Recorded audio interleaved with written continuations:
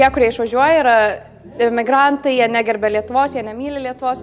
Ir iš tikrųjų, galiu pasakyti, visiškai atvirkščiai yra.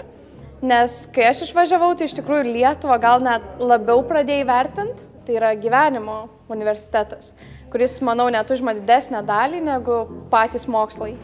Nes tu išmoksti gyventi pats, kas yra labai svarbu. Ir tu tampi visiškai nepriklausomas.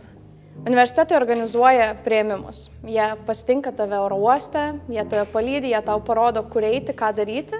Ir jie iš tikrųjų tave priima kaip tokį, sakykime, naujagimį, nes jie supranta, kad tai yra labai didelis skirtumas.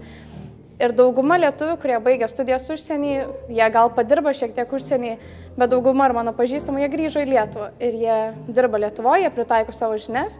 Ir iš tikrųjų pasirinko vėlgi tėvynę, tai patriotiškumas tikrai išvažiavus studijuoti užsienį nėra problema.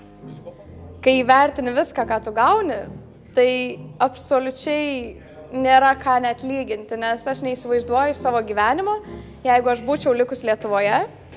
Aš tikrai neįsivaizduoju, ar aš būčiau gavus darbo praktiką, ar aš studijuočiau tai, ką noriu, nes mano patys tėvai yra dėstytojai ir taip Lietuvoje gal kai kuriems studijuoti yra gerai, bet jeigu nori kažko daugiau, jeigu tu nori gauti praktikos ir ne tik mokslo ir nori gauti gyvenimo praktikos, tai užsienis yra vienintelė išeitis, nes niekur kitur tu neišmoksti daryti tiesiog paprastų gyvenimiškų dalykų, susitvarkyti sąskaitas, ieškoti būsto, ieškoti darbo, tai yra taip pavadinkim, gyvenimo universitetas, kuris yra daug svarbesnis negu mokslinis universitetas, mano nuomonė.